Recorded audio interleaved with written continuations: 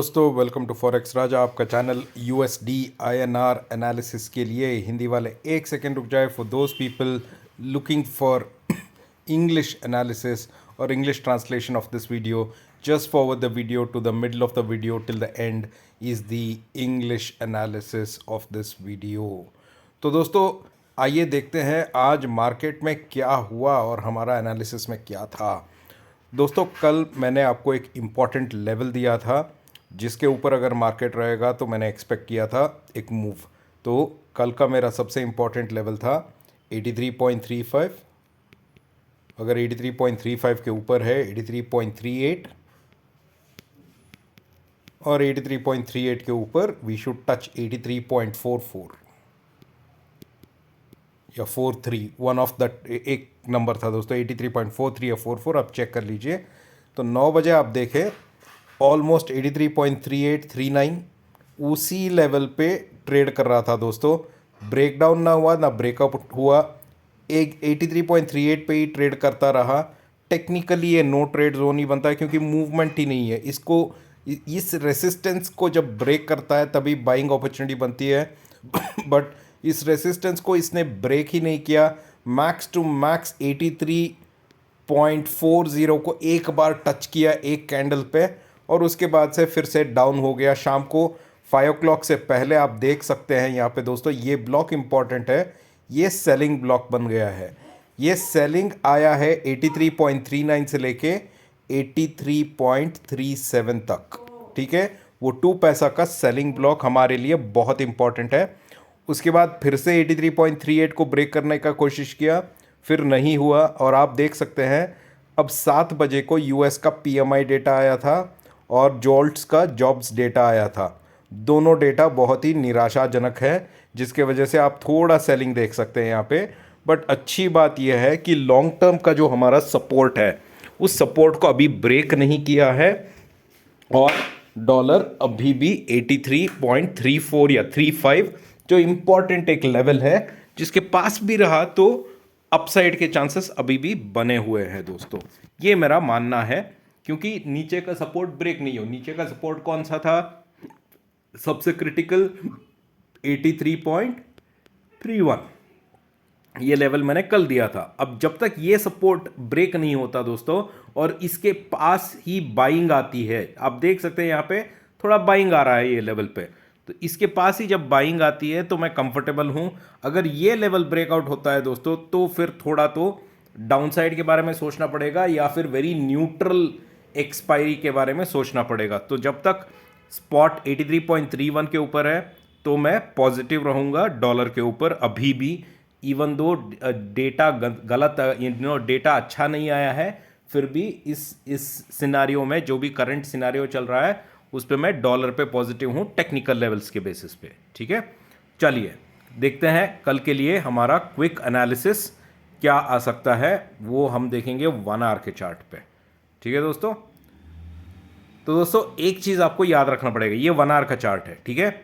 यहाँ पे एक कप फॉर्मेशन हुआ था कल का, इससे ब्रेकआउट देने का कोशिश किया पर नहीं हुआ। टेक्निकली मैंने बोला था कि कप का फॉर्मेशन ऐसा आके हैंडल ब्रेकआउट ऐसे देता है, बट ये जब ब्रेकआउट ऐसे हुआ तो इसका कोई लॉजिक नहीं बना क्योंकि आवरली बेसिस पे ज़्यादा मोमेंटम नहीं था, तो ये ब्रेकआउट कुछ खास नहीं लगा हमें। बट इसी चार्ट पे अब हमें देखना चाहिए लॉन्ग टर्म ट्रेंड। तो इसी 1 आवर चार्ट, आप देखिए 1 आवर चार्ट पे मैं फिर से जाता हूँ और आपको वही कप दिखाता हूँ। ये कप देख रहे हैं आप, ये कप और इसका जो रिम का लेवल है, इसका जो हैंडल का लेवल जो आ रहा है दोस्तों, ये आ रहा है 83.32 पे। मतलब अगर ये हैंडल ऐसे ही कंटिन्यू होके 83.32 को आएगा तो भी एक ब्रेकआउट देने की चांस है जब तक 83.32 ब्रेक नहीं होता है तो हमेशा जब भी एक कप फॉर्मेशन आता है दोस्तों, एक कप फॉर्मेशन आता है ना, तो आपको उसका रिम का लेवल मार्क करना है। ये होता है रिम का लेवल। रिम लेवल जब आप मार्क करते हो तो आप रिम लेवल ट्रैक करो 1 आवर के बेसिस पे, तब आपको ब्रेकआउट ज़रूर मिलने की चांसेस बन जाती है जब तक आप रिम लेवल फॉलो करोगे, ठीक है। तो आज का एनालिसिस जो हमारा होगा, आज का जो सपोर्ट्स हम डिराइव करेंगे वो रिम लेवल पे होगा इस 1 आवर के चार्ट के बेसिस पे। तो दोस्तों इस चार्ट के बेसिस पे जैसे मैंने बोला 83.32, हम एक काम करेंगे उससे एक पैसा नीचे रखते हैं। हम नीचे का सपोर्ट अभी भी देख रहे हैं 83.31, मतलब अगर स्पॉट 83.31 के ऊपर है तो हमें अगला लेवल देखना चाहिए ये वाला जो है 83.35। ठीक है, अगर स्पॉट 83.35 के ऊपर रहता है तो उसके पास ही एक और सपोर्ट है दोस्तों जो है 83.365। इस लेवल के बारे में मैंने आज अपने टेलीग्राम चैनल में बताया था कि जब तक स्पॉट 83.365 के ऊपर रहता है तो चांसेस ऑफ बुलिशनेस ज़्यादा बन जाते हैं दोस्तों। तो अगर स्पॉट 80.365 के ऊपर जाता है दोस्तों तो स्पॉट वापस जाएगा 83.41 के पास। नाउ 83.41 के पास अगर आरबीआई इंटरवेंशन करता है तो फिर हमारी एक्सपायरी फ्लैट ही होगी दोस्तों। बट अगर बाय एनी चांस और कोई भी न्यूज़ आए, या आप फ्राइडे देख सकते हैं, फ्राइडे इंडिया का इंटरेस्ट रेट डिसीजन है और फ्राइडे वीकली एक्सपायरी भी है, तो कुछ भी हो सकता है। तो ये जो भी मूवमेंट अभी चल रहा है दोस्तों, ये पूरा आरबीआई का वॉलेटिलिटी कंट्रोल मेजर्स जो चल रहे हैं उसके मुताबिक चल रहे हैं, और हमें वेट करना पड़ेगा कि कब आरबीआई ये रेंज से ऊपर जाना, रुपी इस रेंज से ऊपर जाएगा और ट्रेडर्स क्या करेंगे। आरबीआई ही सब कुछ नहीं चलाता है दोस्तों, आरबीआई अपना कंट्रोल मेजर्स लेके आता है जब उनको लगता है कि डॉलर को वॉलेटिलिटी से बचाना, रुपी को वॉलेटिलिटी से बचाना है। बट ट्रेडर्स जो होते हैं ना, उनका माइंडसेट अलग होता है, उनका दूरदर्शन या उनका जो देखने का नज़रिया होता है वो अलग होता है। क्या क्या ट्रेडर्स आरबीआई को टक्कर दे सकते हैं? 100% दे सकते हैं, बट उस जैसा कोई न्यूज़ या कुछ इवेंट आना चाहिए, तो वो इवेंट कल भी आ सकता है, परसों भी आ सकता है। ये 2 दिन बहुत इंपॉर्टेंट रहेंगे दोस्तों। तो ये हो गए हमारे अपसाइड के लेवल्स, ये हमारे रेसिस्टेंसेस है। नीचे की तरफ अगर स्पॉट 83.31 को ब्रेक करे दोस्तों तो फिर सेल साइड का ट्रेड्स बनता है, बट नीचे की तरफ भी आपको 83.29 वॉच करना पड़ेगा और 83.27 वॉच करना पड़ेगा, 29 और 27, क्योंकि ये दोनों लेवल्स पे सडन रिवर्सल्स आने के चांसेस है अपसाइड पे। तो ये तीनों बन गए हमारे सपोर्ट्स। तो इन सपोर्ट्स और रेसिस्टेंस के बेसिस पे कल हमारा ट्रेड बेस्ड रहेगा दोस्तों। आशा करता हूँ कि आपको वीडियो अच्छा लग रहा है। जो भी मेरा वीडियो पहली बार देख रहा है दोस्तों, मैं उनको रिक्वेस्ट करता हूँ कि मेरा पिछले 3-4 वीडियोज़ भी देख लो, आपको लेवल समझ में आ जाएगी और मेरा एनालिसिस समझ में आ जाएगा। और अगर आपको मेरे साथ जुड़ना है टेलीग्राम पे तो लिंक नीचे डिस्क्रिप्शन में दिया हुआ है दोस्तों, क्लिक कीजिए, ज्वाइन कीजिए। और टेलीग्राम पे मैं ट्रेडिंग टाइम पे अपडेट्स देता रहता हूँ, तो आपको वो अपडेट्स भी मिल जाएगा दोस्तों। ठीक है, now let's do the analysis in English. So hi friends, welcome to forex Raja, your channel for USD INR analysis.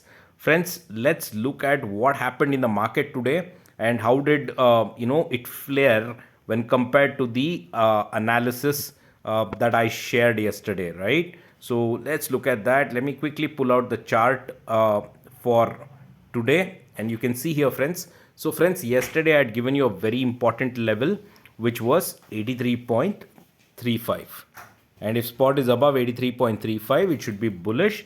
I told you about 83.38 as one more resistance, and if spot goes above 83.38 we should be looking at 83.44. 42414344 is what I had told you. Now let's keep this at 83.44, but let's look at 9 o'clock. The opening is at 83.38, and you can see here it just was between 83.38 and 39 for almost from the opening till 3 o'clock. There was no movement at all in the market, clearly controlled movement, because RBI intervention is visible in the market, friends, and RBI intervenes to control volatility of rupee. And after that you saw after 3 o'clock there was a little bit of selling, but at 5 o'clock, this is 5 o'clock, market closed a little bit low at around 83.37. That means only 1 paisa movement from 9 o'clock to the close. All right, after that there was a recovery, but again a spot, the resistance was hit at 83.38, and again we saw a fall after 7 o'clock, because at 7 o'clock we got the PMI data, the PMI data from US, as well as the jobs data, JOLTS jobs data, and both these data are a little bit disappointing from a data perspective, and that's the reason you've seen this fall. But the good part here is that the spot or the spot from a trend perspective has not yet broken the neckline or the bottom support at 83.31. If you look at my yesterday's analysis, downside supports that I had given you was 83.31, right? You can see all these candles came down, but none of them have yet broken 83.31. I will be concerned if spot breaks 83.31, because that will confirm to me to some extent a downtrend, at the same time a very neutral closing for the weekly expiry. Until spot is above 83.31, friends, and above 83.31 there are a couple of important resistances. If spot is above that, it still qualifies for a buying opportunity in dollar, provided RBI does not intervene. So you have to remember, RBI's intervention is the key in this trade, at least for the next few days, right? So let's do a quick analysis for our trade tomorrow, friends. So friends, if you remember in yesterday's analysis, I had given you this, cup which has formed, but I told you that I'm not happy with the formation of this cup and the handle, because normally in the cup and handle, the handle forms a little bit straightish, then gives a big breakout. And I told you that the breakout will be equal to the length of the depth of the cup, right? But here it didn't happen like this, and it just fizzled out from here. But the good part for you to observe on the same diagram, okay, or on the same chart, if you look at the same chart, from a daily perspective, if this is the cup and this is the expected handle, the handle has gone curved and has come back again to the same level. The rim level of this cup is coming to 83.32, which means if until spot is above 83.32, I think there is every chances of dollar again trying to go up and beat the upside. But if this rim level or the level of this rim is broken down, then it can lead to a downside trend again. That is what we need to watch out for. So based on this, I'm going to be drawing some of my important levels for tomorrow, which I will be focusing on, friends. All right, let me just make some notes over here. All right, so let's take the same chart. So friends, for tomorrow, an important level that we will watch out is 83.31. I remember the cup rim that I told you is 83.32. I still will give 1 paisa low than that. So that's my support for tomorrow. If spot is above 83.31, then I expect spot again to go back to 83.35, which is, as of now, spot is trading at 83.35. Now above 83.35, friends, there's one important level very close by. About this I had spoken in my Telegram channel today, 83.365.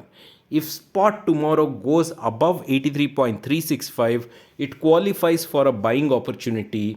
And I had clearly told that if spot is above 83.365, I will be a person who will be on the buy side. So watch out for 83.365 tomorrow and comment and let me know how this level worked or did not work for you on this video. Above 83.365, friends, we should clearly expect spot again to go back to 83.41, to test 83.41, and above 83.41 I expect spot to take another test at 83.44. right? So all these are my resistances. On the downside, if spot breaks 83.31, I still have two small supports which I have to watch out. I am not going to sell immediately, but 83.29 and 83.27 are my two supports. Until these two supports are broken, I am not going to take any sell calls, and this is going to be my supports. What you're seeing here, these are going to be the resistances, and based on these are the intraday trades that I'm going to be taking on, friends. I hope you're liking the video. For those people watching the video for the first time, request you to please subscribe to my channel and press the bell icon. And if you want to join me on my Telegram channel, friends, the link is right below in the description. Click over there, join there, and you can be a part of a great community. Thank you so much, friends. We'll see you in the markets tomorrow. Bye-bye.